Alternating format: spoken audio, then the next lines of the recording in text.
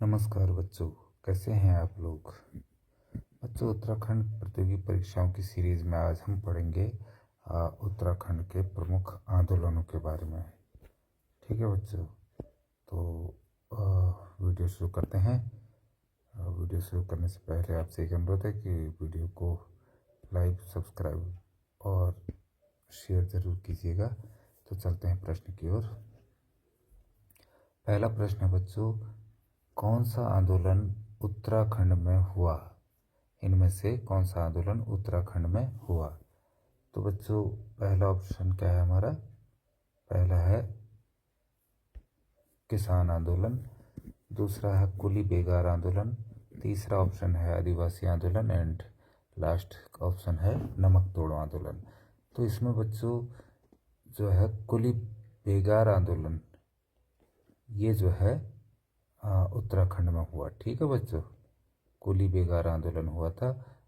कुली बेगार आंदोलन का अर्थ होता है कि जो है उसमें गांव के लोगों से ये वैसे तो जो है कत्यूरी वंश से ही चलता था और चंद वंश से ही इसकी शुरुआत हो गई थी, लेकिन आते आते फिर गोरखा ने भी और उसके बाद अंग्रेज़ों ने इस प्रथा को बंद किया। उसके बाद फिर से अपनी सुविधा के लिए चालू कर दिया था। इसमें जो है बिना परिश्रम किए ही जो है, बिना पारिश्रमिक दिए ही, मतलब क्या जैसे लेबरी कहते हैं ना, मजदूरी दिए बगैर जो है अंग्रेज लोग क्या कराते थे, स्थानीय लोगों से, अपना गांव के लोगों से सामान ढुलवाते थे। कभी कभी तो जो है उनसे अपना शौचालय भी साफ करवा देते थे, गंदे कपड़े जो है वो धुलवाते थे। तो इसके लिए ये आंदोलन चला। कौन सा? कुली बेगार आंदोलन। जो ठीक है, चलते हैं नेक्स्ट क्वेश्चन में। अगला क्वेश्चन है, कुली बेगार आंदोलन किस शहर में हुआ था? तो ये किस शहर में हुआ था बच्चों? ये हुआ था बागेश्वर जिले में। ठीक है, बागेश्वर शहर में हुआ था। चलते हैं नेक्स्ट प्रश्न पर। कुली बेगार आंदोलन कब चला गया? ठीक है बच्चों, तो ये चलाया गया आपका उत्तरायणी कौतिक के टाइम 14 जनवरी 1921 को। ठीक है, उत्तरायणी मेला जब लगता है तब चलाया गया था। और उस दिन जो है गोमती और सरयू नदी के संगम पर यहाँ पर प्रधानों ने और पटवारियों ने जो रजिस्टर नोट करने के लिए बना रखी थी लिस्ट की, किन किन लोगों ने सामान ढोया, किन ने नहीं ढोया, किसकी ढोने की बारी, इस टाइप का रजिस्टर बनाए थे। तो उनको उनकी प्रतियां भी सरयू नदी में बहाई। ठीक है, तो चलते हैं नेक्स्ट क्वेश्चन पर। कुली बेगार आंदोलन का नेतृत्व किसने किया? तो बच्चों, इनमें कुली बेगार आंदोलन का जिसने नेतृत्व किया उनका नाम है बद्रीदत्त पांडे। ठीक है, इन अल्मोड़ा अखबार भी चलाते थे। उससे भी ये जो है अपना जन जागरण किया और कुली बेगार आंदोलन का बहिष्कार भी किया। इन्हें कुली बेगार का बहिष्कार किया, आंदोलन चलाया। नेक्स्ट क्वेश्चन, कुली बेगार आंदोलन को किस क्रांति का नाम दिया गया? तो बच्चों, जब ये कुली बेगार आंदोलन सफलतापूर्वक संपन्न हुआ तो इन्हें महात्मा गांधी ने कहा था कि यह एक रक्तहीन क्रांति थी। कैसा? रक्तहीन, जिसमें कोई भी रक्त नहीं बहा। ठीक है, तो चलते हैं नेक्स्ट क्वेश्चन की ओर। क्वेश्चन बहुत हैं बच्चों, इसलिए मैं जल्दी जल्दी ऑप्शन ही पढ़ रहा हूँ, डिस्क्राइब करने का टाइम नहीं मिलेगा शायद। तो कुली बेगार आंदोलन को रक्तहीन क्रांति किसने कहा? तो अभी बताया मैंने बच्चों कि जो है महात्मा गांधी ने कहा था। तो सही ऑप्शन हो गया हमारा महात्मा गांधी। चलते हैं नेक्स्ट क्वेश्चन की ओर। कुली बेगार का अर्थ है क्या है बच्चों? देखो, कुली बेगार का अर्थ मैंने शुरू में ही बता दिया था कि क्या था। पहला है अपना सामान ढोने के लिए स्वयं कुली बन जाना, नहीं है बिना पारिश्रमिक के कुली काम करवाना। तो बिना मेहनत, बिना पारिश्रमिक मीन्स बिना पैसा दिए, बिना जो है पारिश्रमिक दिए हुए कुली काम करवाना, ये इसका सही उत्तर है बच्चों। ठीक है, नेक्स्ट क्वेश्चन, 8वां प्रश्न है हमारा, कुली बेगार आंदोलन का उद्घोष किन नदियों के संगम पर हुआ? तो मैंने पहले ही बताया था बच्चों कि जो है सरयू और गोमती नदी के किनारे जो है और यहाँ पर से इनका उसका उद्घोष हुआ और पटवारी और उनने आपके प्रधानों ने जो है पटवारी प्रधानों ने क्या किया, यहाँ पर अपने रजिस्टर की प्रतियां प्रवाहित की, बहाई या पानी में डाल दी। ठीक है, तो 9वें प्रश्न में चलते हैं। कुली बेगार प्रथा का हल निकालने के लिए खच्चर सेना की स्थापना करने वाला कमिश्नर कौन था? तो बच्चों जो है, जब इसका अंत हो गया, कुली बेगार प्रथा का हल निकालना था, अंत तो कर दिया गया कि अब अंग्रेज़ों का सामान कौन ढोएगा भाई, तो उसके लिए जो है खच्चर सेना की स्थापना करने वाले कमिश्नर थे उन दिनों, कुमाऊं कमिश्नर थे, कमिश्नर ट्रेल।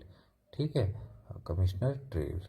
और ये तो है नहीं, सर हेनरी रैमजे ये थे गढ़वाल के कमिश्नर। ठीक है, और सर चार्ल्स नेपियर ये सिंध के गवर्नर और कमिश्नर दोनों थे फिर। तो हमारा राइट आंसर है कमिश्नर ट्रेल। चलते हैं नेक्स्ट क्वेश्चन पर। अगला प्रश्न है बच्चों, कुली बेगार आंदोलन के बाद बद्रीदत्त पांडे को क्या उपाधि दी गई? ठीक है, कुली बेगार आंदोलन के बाद तो कुमाऊं का शेर तो आपने सुना नहीं होगा, कुमाऊं के सांगा भी नहीं कहा गया, कुमाऊं का बेटा भी नहीं कहा गया, लेकिन कुमाऊं केसरी कहा जाता है। आप जानते हैं बद्रीदत्त पांडे को, उनके उपनाम और इससे पहले के वीडियोज़ में मैं करा चुका हूँ कि महान विभूतियों में, तो महान विभूति में गिना जाता है बद्रीदत्त पांडे का नाम। उन्हीं में मैंने बताया था कि कुमाऊं केसरी बद्रीदत्त पांडे जी को कहा जाता है। चलते हैं नेक्स्ट क्वेश्चन में।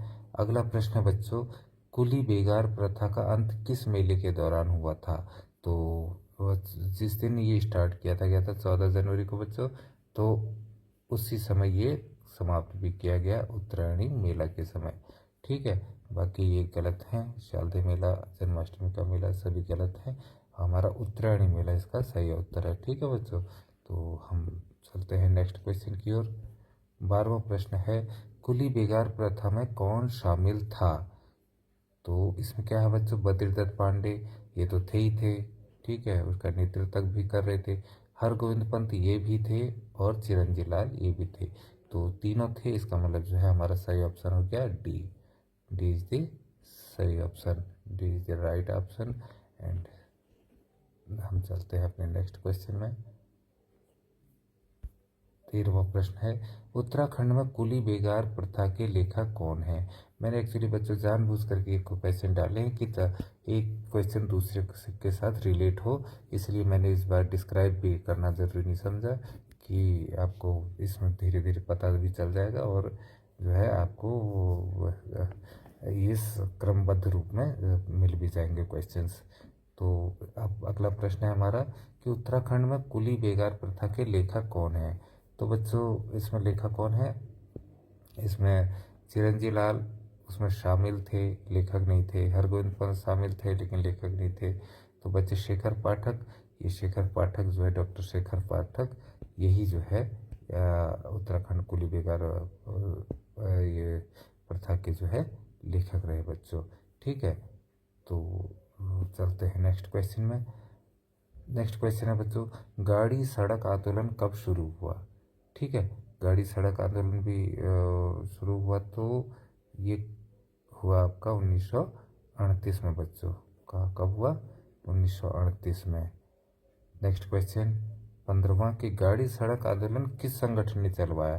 तो बच्चों ये किस संगठन ने चलवाया? ये चलवाया गढ़वाल संघ ने, गढ़वाल में ही हुआ था ये, तो गढ़वाल संघ ने इसे चलाया था बच्चों। चलते हैं अगला क्वेश्चन कि गाड़ी सड़क आंदोलन कहाँ चला गया? तो ये चलाया गया था दक्षिणी गढ़वाल में बच्चों। ठीक है, दक्षिणी गढ़वाल में, सी इज द राइट ऑप्शन। और नेक्स्ट क्वेश्चन है हमारा 17th, टिहरी राज्य आंदोलन किसने चलाया? ठीक है बच्चों, टिहरी एक अलग राज्य की मांग उठी थी, तो उस दौरान जो है इसे चलाया गया। ठीक है, तो ये चलाया था बच्चों आपका श्रीदेव सुमन ने चलाया था इस टिहरी राज्य आंदोलन के लिए।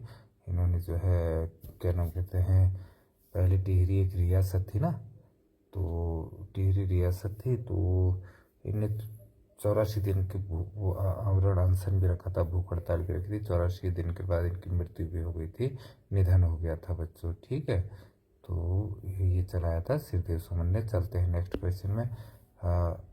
टिहरी राज्य आंदोलन कब शुरू हुआ?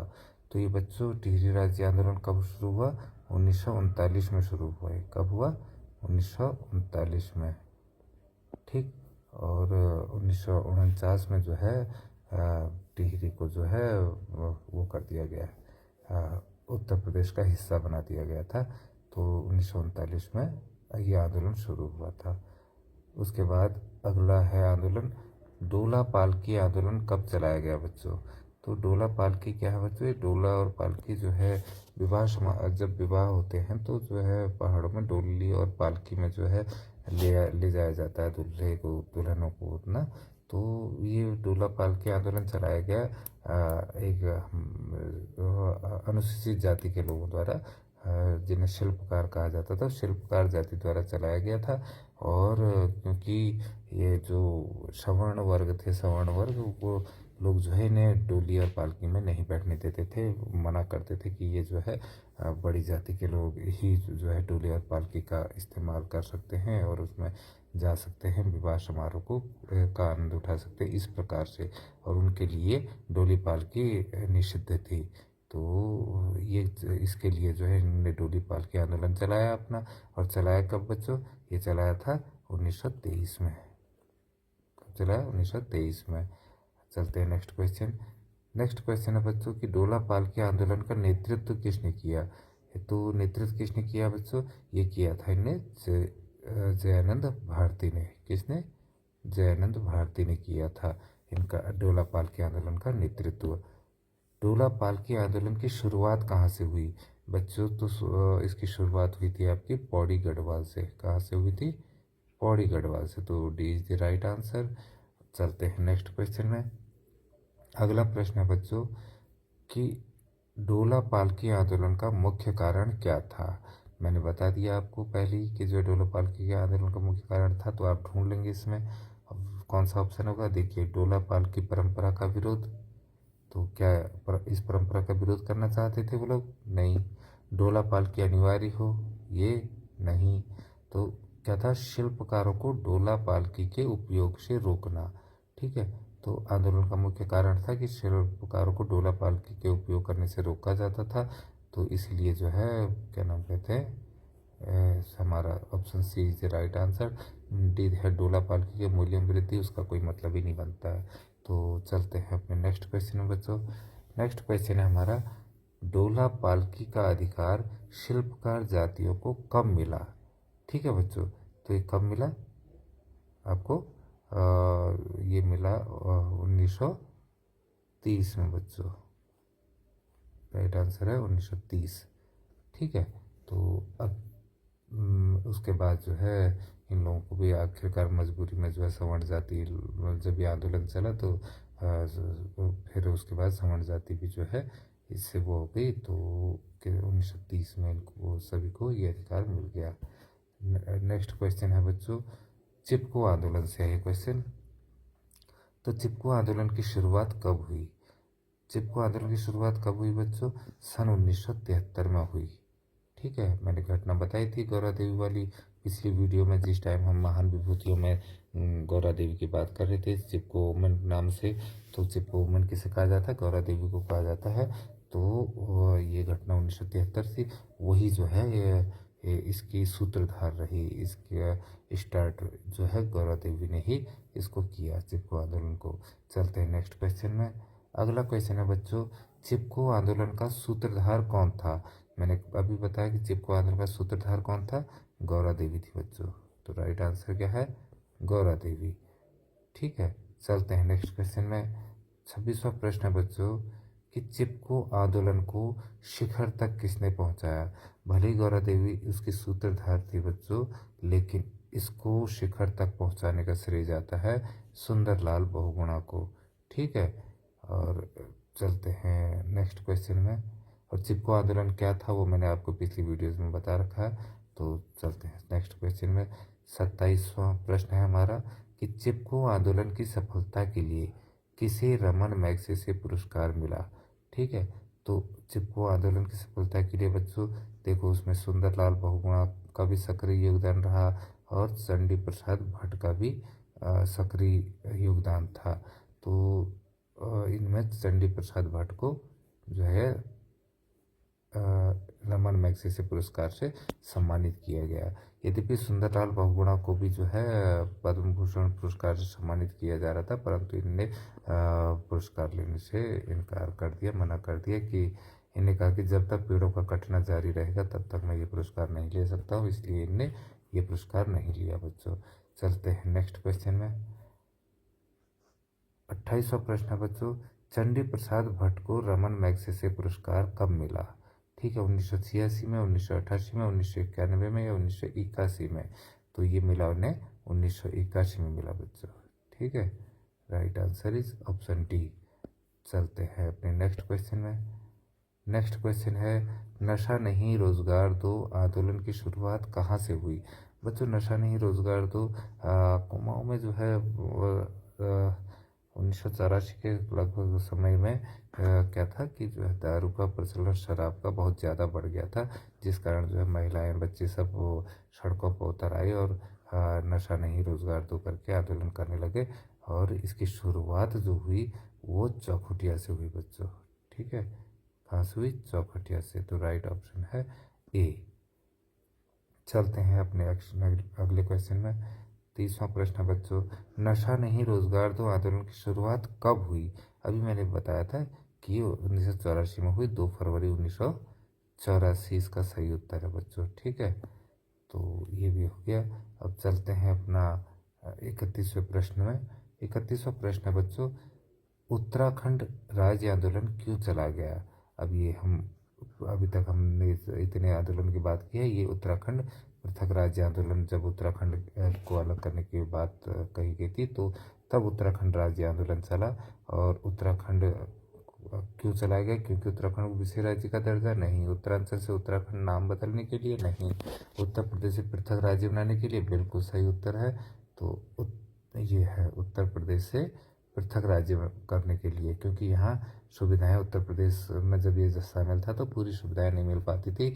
और यहाँ से हाई कोर्ट दूर था, यहाँ से स्कूल बोर्ड ऑफिस दूर था, सभी चीज़ें, और जो सामान आने में जो है लागत ज़्यादा लगती थी, तो महंगाई बढ़ती थी और समुचित सुविधाएं उत्तराखंड के लोगों को नहीं मिल पाती थी। इसलिए एक नया प्रदेश, पृथक राज्य बनाने की मांग उठी थी। ठीक है, चलते हैं नेक्स्ट क्वेश्चन में। अगला प्रश्न है बच्चों, उत्तराखंड पृथक राज्य आंदोलन कब शुरू हुआ? तो ये कब शुरू हुआ बच्चों? 1938 में ही शुरू हो गया था। ये आज़ादी से पहले ही शुरू हो गया था, और जो लास्ट में 9 नवंबर 2000 में उत्तराखंड बना। ठीक है, तो अब चलते हैं नेक्स्ट प्रश्न में। अगला प्रश्न है बच्चों, उत्तराखंड पृथक राज्य आंदोलन का सम्मेलन सर्वप्रथम कहाँ हुआ था? तो ये सर्वप्रथम हुआ था बच्चों श्रीनगर में। ठीक है, श्रीनगर पौड़ी गढ़वाल में है, तो वहाँ हुआ था। ठीक है, श्रीयंत्र टापू, आपने मैंने इस पर बात भी की थी, तो वहाँ इसका प्रथम सम्मेलन हुआ था।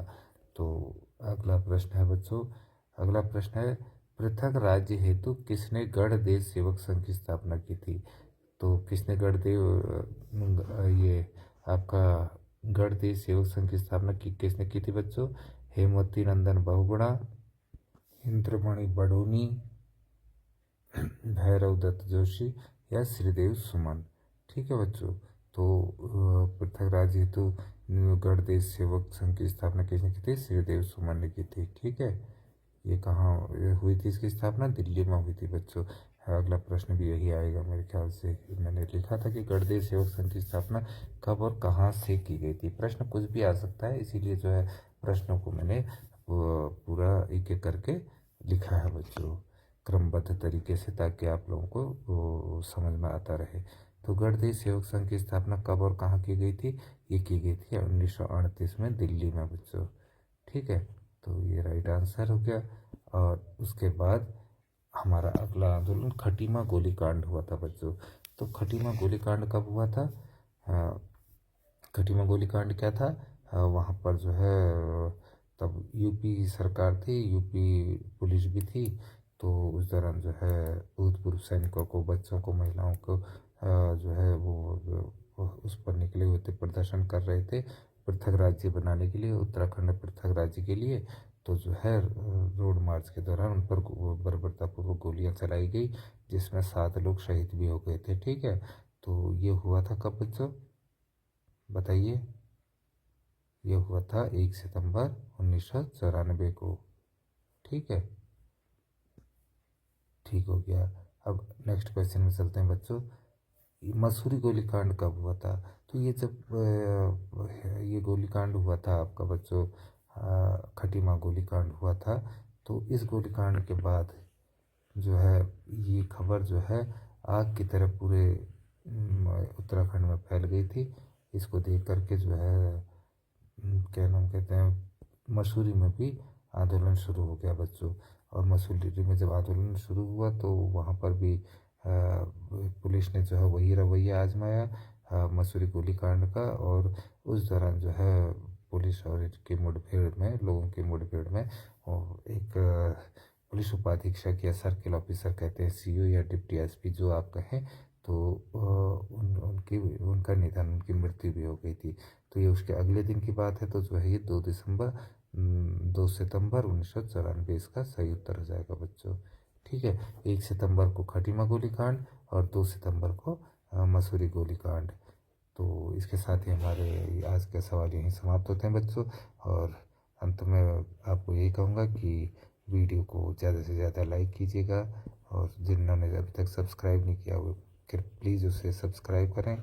और इसे इसमें अगर कोई भी अगर कमी रह जा रही है तो आप प्लीज़ कमेंट करें, अगर सही है तो वो भी आप कमेंट कर सकते हैं। और इसे जितना अधिक हो सका उतना अधिक शेयर करें बच्चों। तो जो है मुझे भी इससे मोटिवेशन मिलेगा। ठीक है बच्चों, आज का दिन वीडियो आज की यहीं पर समाप्त होती है। आप सभी का दिन मंगलमय हो। Bye bye.